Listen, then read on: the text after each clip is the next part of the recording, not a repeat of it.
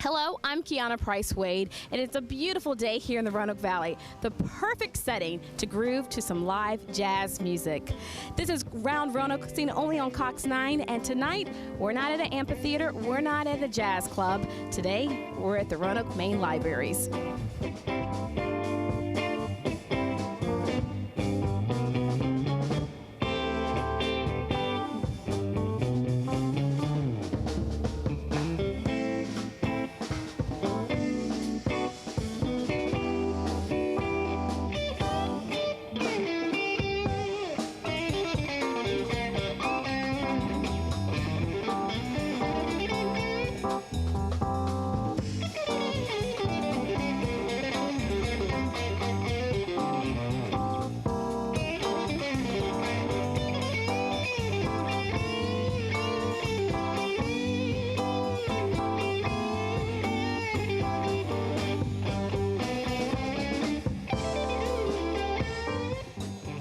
Thank you both for joining us today. Now, Sheila, tell us, how did the idea for music on the library patio come about? Well, a couple reasons. One, we wanted to use this beautiful space and for programs, and we do a lot of programs, but what a lot of people don't realize is we have over 1,000 jazz CDs that people can check out. So we kind of started with that concept, that and the fact that we have so many talented local musicians that we wanted to highlight. Absolutely, and the music, I've come to a couple in the past, and it's wonderful. So what type of music will people hear when they come to the library? Well, we have the Jazz on the Patio series. We also have a lunchtime series on the patio, and that's going to be country music, and that's been really popular. And then we also have a lot of programs for children. Like we have one that's running right now in the summer reading program where they actually learn to play a guitar. So we want to foster that in our children as well. Sounds like a lot of fun. So how does having music on the library patio fit into the library's mission? Sheila, that's you probably. Well, part of our mission is to create a community gathering place, and that certainly has done that. These have been very popular. And also just to show the culture of our area. So we're always into experiences and learning in the library, and it fits right in. Wonderful concept. So River, what do you hope people will take away from the concerts? I hope that they're nourished in many ways, culturally, artistically, and then we often have food. So in all ways, really, the library is satisfying many needs and desires of people. And so what's been your favorite series so far? Lots of them. Probably the Emerging Artist series, because we work with local people, and it's people who haven't been exposed much to the public, and they're doing kind of innovative things.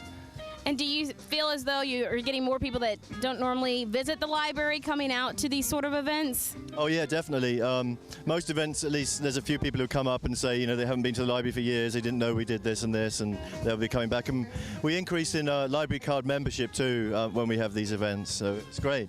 Fantastic. Now, Sheila, I can imagine you probably see a diverse type of audience that comes out to these sort of things, young and old, for families, probably cross-generational. Tell us a little bit more about who comes out and who can come out. Well, this is family friendly for everyone, and we do have teens, like the Teen Manga Club is upstairs right now. They'll come down and join the program later. We also have seniors and families, and so it's really family friendly, all of our programs. We had an event recently this past weekend and we had 4,400 citizens come out. So like River was saying, it really increases use of the library, and that's really our ultimate goal. I tell you what, it's more than just the everyday library. It's no longer just come and check out a book. The library has so many resources and so much to offer. So River, tell our viewers when can they come to listen, and is it free? Everything's free at the library. There's so much going on. I'd say pick up a copy of the Spot magazine. It lists all the events going on throughout the month, and they can get that at any library in the city of Roanoke. It's also online. Also, we have a web page. It's roanokeva.gov, then that / thing, library. Or we're on Facebook, Roanoke Public Libraries, plus a ton of other places. I think that covers it. That's plenty, and thank goodness for Facebook, right? So Sheila, what else is on board for Roanoke Public Libraries? Well, we have, of course, our summer reading program going on all summer, but we do have a big event in August. We have Red Hawk, who is a Native American storyteller from Cherokee, North Carolina, and that is going to be a big program, similar to the didgeridoo last summer and Oceans in Motion. It's kind of an end of summer learning for all generations, and that's going to be a lot of fun. There'll be drumming and music as well as cultural information celebration that everyone can enjoy. Fantastic. And can people participate in that? Do you learn to drum, or is there costumes involved? I'm sure there's plenty of good books that you can rent in regards to that topic. All of that, and we do have the music one. We have a big program planned for here at the main library for families that will include the costumes and the drumming and a lot of storytelling. So I think that'll be very enjoyable. Sounds great. Sounds great. You guys stay busy here, that's for sure. And River, I know you're always coming up with creative ideas and things for the community to get involved with, and I certainly can tell a difference ever since you've been here of some of the wonderful ideas. What's on board for emerging artists? Well, we're going to continuing with it. We're looking to expanding more into high school musicians, visual artists, writers. We've come across one band. I think they go to community high school. Bunch of guys sing punk songs.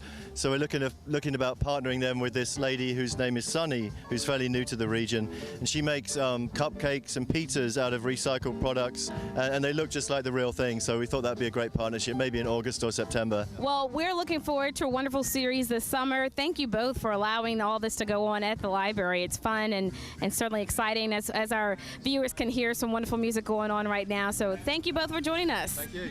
Thank you. For more information about the events, you can always visit us on our community website. I'm Kiana Price Wade for Round Roanoke. For the millions living with COPD, breathing becomes a struggle. COPD is chronic obstructive pulmonary disease. You may have heard of it as chronic bronchitis or emphysema. Over time, you feel like you're breathing through a straw. It's the 4th leading cause of death in the U.S., and it took my grandmother. If you're over 35 and have ever smoked, you could be at risk. Good news is, you can improve your symptoms. I'm Danica Patrick, and I drive for COPD. Join the movement at driveforcopd.com, take our screening questionnaire today, and talk to your doctor. Did you get a call from the coach about those kids who were caught drinking? Not our guys. They know better. Yeah, they know better. Heads up, sport. Real kids are curious about alcohol. 40% tried by the 8th grade. Talk early, talk often, get others involved.